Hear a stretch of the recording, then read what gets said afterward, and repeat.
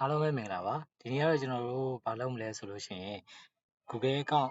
ဖွင့်တာလေးကိုစပြီးတော့မှဒုတိယပေမှာဖြစ်ပါတယ် Google account ဖွင့်မယ်ဆိုလို့ရှိရင်ပထမဆုံးအနေနဲ့ကျွန်တော်တို့ရဲ့ဆက်က Chrome ကိုဖွင့်ရမှာပေါ့နော်အဲ့တော့ကျွန်တော်တို့က Windows application နေမယ်ကျွန်တော်တို့က CH1 Chrome ဆိုပြီးတော့မှကျွန်တော်တို့ဖွင့်လိုက်ပါမယ်ဖွင့်ပြီးသွားပြီဆိုလို့ရှိရင်ကျွန်တော်တို့ဒီလို Google Chrome နဲ့ရောက်သွားပြီဆိုလို့ရှိရင်အခုလိုမျိုးမိတ်ဆွေတို့မှာ account တွေဝင်ထားခဲ့မယ်ဆိုလို့ရှိရင် account တွေပေါ်နေမယ်အဲ့လိုမဟုတ်ဘဲနဲ့ account တွေဝင်ထားအောင်ဆိုလို့ရှိရင်တော့ Google Chrome စာမျက်နှာတွေကိုတန်းရောက်သွားပါပေါ့နော်အဲ့တော့ဒီ account တွေဝင်ခဲ့မယ်ဆိုလို့ရှိရင်တော့ဒီ app ဆိုတဲ့ဟာလေးကိုတစ်ချက်နေမယ်နှိပ်ပြီးသွားပြီဆိုလို့ရှိရင်ဒီနေရာမှာကျွန်တော်တို့က account ရှိတဲ့သူတွေကကျတော့ sign in လုပ်မှာပေါ့နော်ဒါပေမဲ့ကျွန်တော်တို့က account ဖွင့်မှာ account လည်းမရှိဘူးဆိုတော့ contain without an account ဆိုတော့ဒါလေးကိုနှိပ်လိုက်ပါမယ်နှိပ်ပြီးသွားလို့ရှိရင်ဒီနေရာမှာကျွန်တော်တို့က welcome screen လေးပေါ်လာမယ်ဒီနေရာမှာကျွန်တော်တို့ရဲ့နာမည်လေးကိုထည့်ပေးရမှာပေါ့နော်အဲ့တော့ကျွန်တော်နာမည်လေးထည့်လိုက်ပါမယ်ပြီးရင်အောက်မှာ color theme လေးတွေရွေးချယ်ပေးရမှာဖြစ်တဲ့ကြောင့်မလို့ color theme တစ်ခုကိုရွေးလိုက်ပါမယ်ဒါလေးကရေးမကြည့်ပါဘူးကိုစိတ်ကြိုက်ရွေးချယ်လို့ရပါတယ်ပြီးတော့ရင်တော့ dam ကိုနှိပ်မယ်ပေါ့နော်နှိပ်ပြီးသွားပြီဆိုလို့ရှိရင်ကျွန်တော်ရဲ့ sequence site ကို maximize တွေလုပ်လိုက်မယ်ပေါ့နော်လုပ်ပြီးသွားပြီဆိုလို့ရှိရင်ကျွန်တော်ဘာလုပ်မလဲဆိုတော့ဒီ Gmail ဆိုတဲ့ကောင်လေးကို click တစ်ချက်နှိပ်လိုက်ပါမယ်နေပြီးသွားပြီဆိုလို့ရှိရင်ကျွန်တော်တို့က sign in နဲ့ creation account ဆိုပြီးပေါ်လာမယ်ကျွန်တော်က account ဖွင့်မှာဆိုတော့ creation account ကိုထည့်လိုက်ပါမယ်ဒီမှာ for my personal use နဲ့ for my work or business ဆိုပြီးရှိမယ်ကိုကကိုယ့်အတွက်ကိုပဲသုံးပါဆိုတော့မိမိတို့မိမိပဲသုံးပါဆိုတော့ for my personal use ကိုသုံးလိုက်ပါမယ်ဒါဆိုကျွန်တော်တို့ first name last name ရွေးပေးရပါမယ်ဒီနေရာမှာ first name အနေနဲ့ကျွန်တော်တို့ကကိုယ့်ရဲ့နာမည်ပထမဆုံးအလုံးကိုထည့်မယ်ပေါ့နော်နာမည်၃လုံးရှိတဲ့သူတွေကျတော့ဒီမှာနှလုံးထည့်လဲရတယ်နာမည်နှလုံးလေးရှိတဲ့သူတွေကတော့ first name မှာတစ်လုံးနောက်က last name မှာတစ်လုံးထည့်လို့ရှိရင်ရပြီပေါ့နော်ပြီးတော့ကျွန်တော်တို့က next လုပ်လိုက်မယ်ပေါ့နော်လုပ်ပြီးသွားပြီဆိုလို့ရှိရင်ဒီနေရာမှာကျွန်တော်တို့က basic information အနေနဲ့ကျွန်တော်တို့မွေးနေ့ထည့်ရမှာဖြစ်ပါတယ်မွေးနေ့ဆိုလို့ရှိရင်ကျွန်တော်တို့ကအဓိကအသက်16နှစ်ပြည့်ရပါမယ်16နှစ်မပြည့်ဘူးဆိုလို့ရှိရင်ကျွန်တော်တို့ရဲ့အုပ်ထိန်းသူရဲ့အကောင့်ပေါ့နော်အကောင့် verify လုပ်ခိုင်းတယ်လို့ကြုံရမှာဖြစ်ပါတယ်ဒါကြောင့်မလို့ကျွန်တော်တို့အသက်က16နှစ်မပြည့်သေးဘူးဆိုလို့ရှိရင်လည်း16နှစ်ပြည့်အောင်ထည့်ပါပြည့်ပြီးသားသူတွေကတော့ဒီတိုင်းကိုယ့်ရဲ့အသက်မှန်ကိုထည့်လို့ရတယ်ဒါပေမဲ့ကိုယ့်ရဲ့အသက်မှန်ထည့်မှာတော့မဟုတ်ပါဘူးကိုထည့်ချင်တဲ့ဒိတ်ကိုထည့်ပြီးတော့လည်းဖွင့်လို့ရပါတယ်ပြီးရင်ဒီနေရာမှာဂျန်ဒါဆွဲနေရာလေးမှာကျတော့ကျွန်တော်တို့ကမေလာ female male rather not say custom ဆိုရွေးချယ်ရမှာဖြစ်ပါတယ်ကိုကယောက်ျားလေးဆိုလို့ရှိရင် male ကိုရွေးပါမိန်းကလေးဆိုလို့ရှိရင်တော့ female ကိုရွေးပေးပါနော်ပြီးရင်တော့ next ကိုနေမယ်ပြီးတော့ဒီနေရာမှာဒီမှာသူက Gmail ကနေပြီးတော့မှလက်ရှိလွတ်နေတဲ့ mail လိပ်စာလေးပြပေးထားလိမ့်မယ်ဒါတွေကကျတော့သူကလွတ်နေတဲ့ mail လိပ်စာကိုပေးတဲ့အတွက်ကြောင့်မလို့ကိုကမှတ်မိဖို့နာအတွက်ခက်ခဲပါတယ်ဒါကြောင့်မလို့အောက်မှာ create your own Gmail address ဆိုပြီးတော့မှဒီနေရာမှာ click နှိပ်ပြီးတော့အောက်မှာကိုယ့်ရဲ့ custom mail ပေါ့နော်ကိုယ့်အကို create လုပ်ပြီးတော့မှထည့်ရမှာဖြစ်ပါတယ်အဲ့လို Gmail ထည့်တဲ့နေရာမှာဆိုလို့ရှိရင်ကျွန်တော်တို့ကcap letter အကြီးစလုံးပါလို့မရပါဘူးပြီးတော့လို့ရှိရင် space ပါလို့မရပါဘူးပြီးတော့လို့ရှိရင် symbol ဖြစ်တဲ့ဒီ dollar sign တွေတို့ပြင် percentage တွေတို့ m တွေတို့ပါလို့မရပါဘူးကျွန်တော်တို့အသေးစလုံးတွေပဲရေးပြရမှာဖြစ်ပါတယ်โอเคအဲ့တော့ကျွန်တော်နာမည်ကိုထည့်ကြည့်ပါမယ်အဲ့လိုထည့်လိုက်တဲ့အခါမှာဆိုလို့ရှိရင်ကျွန်တော်တို့ဘာဖြစ်လဲဆိုတော့ကျွန်တော်တို့ next ကိုနှိပ်ကြည့်ပါမယ်နှိပ်လိုက်တဲ့အခါမှာဆိုလို့ရှိရင် that username is talking try another ပေါ့နော်ဒီနာမည်ကတခြားတစ်ယောက်ကသုံးပြီးသားပေါ့နော်တခြားတစ်ခုကိုတခြား username တစ်ခုကိုပြောင်းလဲပေးပါဆိုပြီးတော့မှ Gmail ကပြောတာပေါ့နော် Gmail ကဒီ username တွေရဲ့အပေါ်မှာဒီ Gmail address ပေါ်မှာမူတည်ပြီးတော့မှတယောက်နဲ့တယောက်နဲ့ဆက်သွယ်မှုတွေလုပ်ပေးတာပါသူကနာမည်တူလို့မရပါဘူးဒီ concept တယောက်ရှိတယ်ဆိုလို့ရှိရင်တခြားတစ်ယောက်ကဖွင့်ပေးလို့မရဘူးပေါ့နော်ဒါကြောင့်မလို့ကျွန်တော်တို့ကတခြားတစ်ယောက်နဲ့မတူအောင်ကျွန်တော်တို့မွေးနေ့ခုနှစ်လိုမျိုးကျွန်တော်မှတ်မိလွယ်မဲ့အရာတစ်ခုကိုကျွန်တော်တို့မှတ်တင်ပါတယ်ဒါဆိုကျွန်တော်ရဲ့မွေးနေ့ခုနှစ်ကိုထည့်လိုက်ပါမယ်โอเคဒါဆိုလို့ကျွန်တော်ထည့်ကြည့်ပါမယ်ပြီးရင် next လုပ်ကြည့်ပါမယ်โอเคဒါလည်းမရသေးဘူးပေါ့နော်ဒါဆိုလို့ရှိရင်မရသေးဘူးဆိုရင်ကျွန်တော်ဘာထည့်လို့ရလဲဆိုတော့ကျွန်တော်တို့ရဲ့ခုနှစ်ထည့်ထားပြီဆိုတော့အရှိမကျွန်တော်တို့လထည့်လို့ရပါအောင်မယ်ဒါဆိုလို့ရှိရင်ကျွန်တော်တို့ကဒီနာမည်နဲ့ခုနှစ်ရဲ့ကြားထဲမှာကျွန်တော်လလေးထည့်ကြည့်ပါမယ်ထည့်လိုက်ပါမယ်โอเคဘာလို့ကျွန်တော်ကဒီနေရာမှာကျွန်တော်တို့ရဲ့ခုနှစ်တင်နဲ့မွေးနေ့တွေနဲ့ပဲထည့်ခိုင်းနေလဲဆိုတော့ကျွန်တော်တို့ Gmail ကိုကျွန်တော်တို့ကိုယ်တိုင်မှတ်ရလဲလွယ်အောင်ပြီးတော့တခြားသူတွေကိုဒီ Gmail address ကိုပေးတဲ့အခါမှာလည်းကျွန်တော်တို့တခြားသူတွေကကိုယ့်ရဲ့ Gmail ကိုမှတ်မိလွယ်အောင်ပေါ့နော်ကျွန်တော်တို့ကမှတ်မိလွယ်မဲ့စကားလုံးတွေပဲသုံးတာကောင်းပါတယ်ဒီနေရာမှာတခြားဟာတွေတခြားနည်းအနေနဲ့ဖွင့်ရောမရဘူးလားဆိုတော့ရပါတယ်ဒါပေမဲ့ဘာဖြစ်မလဲဆိုရင်ကိုယ်တိုင်လည်းမှတ်ရခက်မယ်တခြားတယောက်ကိုပေးလိုက်တဲ့အခါမှာလည်းကိုယ့်ရဲ့ Gmail address ကိုမှတ်ရတာခက်တာမျိုးတွေကြုံရနိုင်ပါတယ်ဒါကြောင့်မလို့ကိုယ့်ရဲ့နာမည်နဲ့အဲ့လိုကိုမှတ်မိလွယ်မဲ့ကိုယ့်ရဲ့မွေးနေ့ခုနှစ်တွေနဲ့မှတ်တာတော့အကောင်းဆုံးပါပဲเนาะဒါကြောင့်မလို့ကျွန်တော်တို့ကဒီနေရာမှာကိုယ့်ရဲ့မွေးနေ့နဲ့သက်ဆိုင်တဲ့အရာတွေဒါမှမဟုတ်ရင်ကိုမှတ်မိလွယ်မဲ့ကိန်းဂဏန်းတွေကိုပဲထည့်တာကောင်းပါတယ် โอเคဒီမှာလည်းမရသေးဘူးเนาะမရသေးဘူးဆိုရင်ကျွန်တော်တို့ကတခြားတစ်ခုခုဟို drop လေးဖြစ်တဲ့ကျွန်တော်တို့သုံးပြီးတော့မှထည့်ကြည့်ပါမယ်โอเคမရဘူးပေါ့เนาะโอเคမရဘူးဆိုလို့ရှိရင်တော့ကျွန်တော်တို့ရှေ့မှာကျွန်တော်တို့ရဲ့လက်ပါထည့်ပြီးထည့်လိုက်ပါမယ်โอเคဒါဆိုလို့ရှိရင်တော့ကျွန်တော်တို့ရဲ့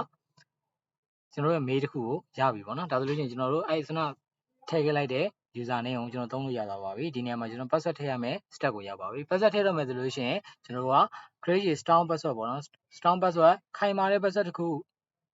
ုတိစောက်ဖို့ဆိုလို့ရှိရင်ကျွန်တော်တို့က miss ရောပေးရပါမယ် letter တွေ number တွေ sample တွေနဲ့ရောပေးပါမယ်ဒါဆိုလို့ရှိရင်ကျွန်တော်တို့ကကျွန်တော်ရဲ့ဒီ password ကိုခံတဲ့အခါမှာဆိုလို့ရှိရင်ကျွန်တော်တို့ကဘာလုပ်သင့်လဲဆိုလို့ရှိရင်ကျွန်တော်တို့ကပထမဆုံးအနေနဲ့ cap letter ပါပါမယ်ပြီးတော့လို့ရှိရင် small letter ပါပါမယ်ပြီးရင် number ပါမယ်ပြီးတော့ရင်sample ပါပါမယ် sample ကျွန်တော်ဒီ၄ခုပါအောင်ကျွန်တော်ထည့်နိုင်လို့ရှိရင်ပို့ပြီးတော့မှကျွန်တော်တို့ password တွေက strong ဖြစ်ပါတယ် okay ပြီးတော့ရင်အဲ့ဒါတင်လားဆိုတော့ကျွန်တော်တို့အခုနောက်ပိုင်းမှာဆိုရင် Gmail တို့ Facebook တို့မှာဆိုလို့ရှိရင် space ပါသုံးလို့ရပါသေးတယ် space တွေပါထည့်ပြီးတော့သုံးလို့ရပါတယ်အဲ့တော့ကျွန်တော် password တစ်ခုတည်ဆောက်မယ်ဆိုလို့ရှိရင် cat letter ပါမယ်ပြီးရင် small letter ပါမယ်ပြီးတော့ရင် number ပါမယ်ပြီးရင် sample ပါမယ်ပြီးရင် space ပါမယ်ပေါ့နော်အဲကြောင့်မလို့ကျွန်တော်တို့လိုအပ်တဲ့ mail လေးတွေကိုအခုလိုမျိုးတည်ဆောက်လို့ရပါတယ်ဥပမာပေါ့နော်ကျွန်တော်တို့ကပုံမှန်အားဖြင့်အခုလိုပေါ့ဒီလိုမျိုး email တစ်နဲ့သုံးလို့ရေးရတယ်ဆိုလို့ရှိရင်ကျွန်တော်တို့ကဒီနေရာမှာအကြီးစလုံးရေးပြီးတော့မှဒီ A ဆွဲနေရာလေးမှာဆိုလို့ရှိရင် F sign လေးထည့်လိုက်တာမျိုးပြီးသွားလို့ရှိရင်နောက်မှာ space ပို့လိုက်တာမျိုးပေါ့နော်ဒါမျိုးဆိုလို့ရှိရင်ကျွန်တော်ပို့ပြီးတော့မှ strong ဖြစ်တာမျိုးတွေ့ရပါမယ်ဒီနေရာမှာ G ဆိုတဲ့ cap letter ပါမယ်ပြီးတော့ရင် small letter လေးပါမယ်ပြီးရင် sample လေးပါမယ်ပြီးသွားလို့ရှိရင် space ဒီနေရာလေးမှာပါမယ်ပြီးသွားလို့ရှိရင်နောက်မှာ number လေးပါပါမယ်ဒါကတော့မိတ်ဆွေတို့နှစ်သက်တဲ့မှတ်မိလွယ်မဲ့ password တွေကိုပဲ create လုပ်ဖို့အတွက်အကြံပေးပါတယ်အဲ့တော့ပုံမှန်ကျွန်တော်တို့ password လေးထည့်ပါမယ်โอเคဒီနေရာမှာလည်းကျွန်တော်တို့ password လေးကိုပုံမှန်ထည့်ထားတဲ့ password လေးကိုပြန်ထည့်ပါမယ်โ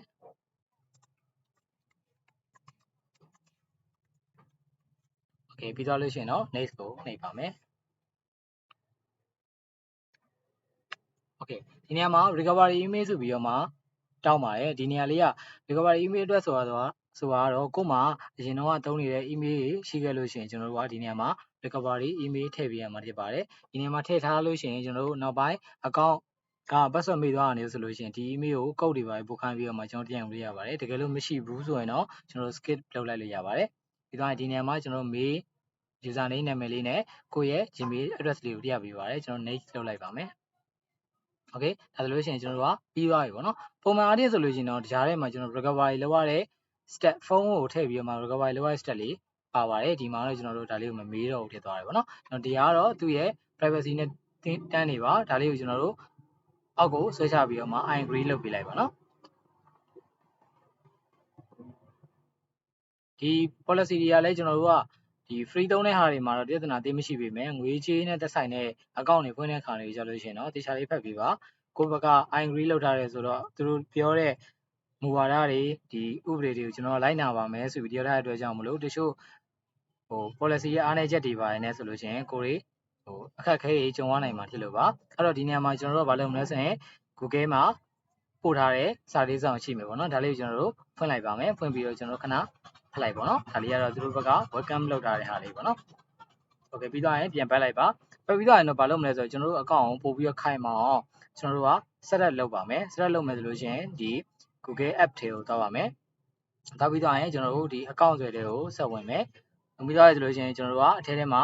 security ဆိုပြီးတော့မှရှိပါတယ်ဒီ security နေရာကိုသွားပြီးတော့ကျွန်တော်တို့ကအတွင်းထဲကိုကြည့်လိုက်မယ်ဆိုလို့ရှိရင်ဒီမှာ recovery phone ဆိုပြီးရှိပါတယ် recovery email ဆိုပြီးရှိပါတယ်ဒီ step ကတစ်ခါလေကြလို့ရှိရင်ကျွန်တော်တို့ဘယ်မှာကြုံရမလဲဆိုတော့ account ဖွင့်တဲ့နေရာမှာတစ်ခါလေတောင်းတာနေကြုံရနိုင်ပါတယ်โอเคအဲ့တော့ကျွန်တော်တို့ကဒီနေရာကိုဖွင့်လိုက်ပါမယ်ဖွင့်လိုက်ပြီဆိုလို့ရှိရင်ဒီမှာ attach recovery phone လေးကိုနှိပ်လိုက်ပါမယ်အဲ့တော့ဒီ address phone number ပေါ့နော်ဒါကပုံမှန်အားဖြင့်ဆိုလို့ရှိရင်တော့ account ဖွင့်နေတဲ့နေရာမှာပဲဒီ address recovery email ဆိုပြီးတော့တောင်းတဲ့နေရာလေးမှာပဲတစ်ခါလေတောင်းတာပါအဲ့တော့ဒီကကျွန်တော်တို့ကမြန်မာနိုင်ငံမှာဖွင့်တာဆိုတော့ကျွန်တော်မြန်မာနိုင်ငံအလံလေးကိုရေးထားပါမယ်မြန်မာနိုင်ငံအလံလေးရဲ့ define ကဘာလဲဆိုရင် +95 လို့ခေါ်ပါတယ် +95 ကြီးဒီမှာခံပြီးသားဖြစ်တာပေါ့နော်ဖြစ်ပြီးသွားပြီဆိုကျွန်တော်တို့ကဘာလုပ်မလဲဆိုလို့ရှိရင်အဲ့တော့ ကျွန်တော်ကဒီနေရာမှာကိုယ့်ရဲ့ဖုန်းကို3ညထည့်စရာမလိုပါဘူး3ည9ကနေစပြီးထည့်ပါနော်โอเคဒီ9ကနေစထည့်ပြီးသွားလို့ရှိရင်ကျွန်တော် next ကိုလုပ်ပေးလိုက်ပါမယ်ပြီးတော့ကျွန်တော်က gap code လေးလုပ်ပေးလိုက်ပါမယ်ပြီးရင်ဒီနေရာမှာကုတ်လေးပေါ့နော်ကုတ်လေးရောက်မလားကျွန်တော်တစ်ချက်စောင့်ကြည့်ရပါမယ်နော်ဘယ်လိုကြည့်ရမလဲဆိုတော့ကျွန်တော်တို့ကကျွန်တော်ရဲ့ဖုန်းလေးကိုသွားကြည့်ရပါမယ်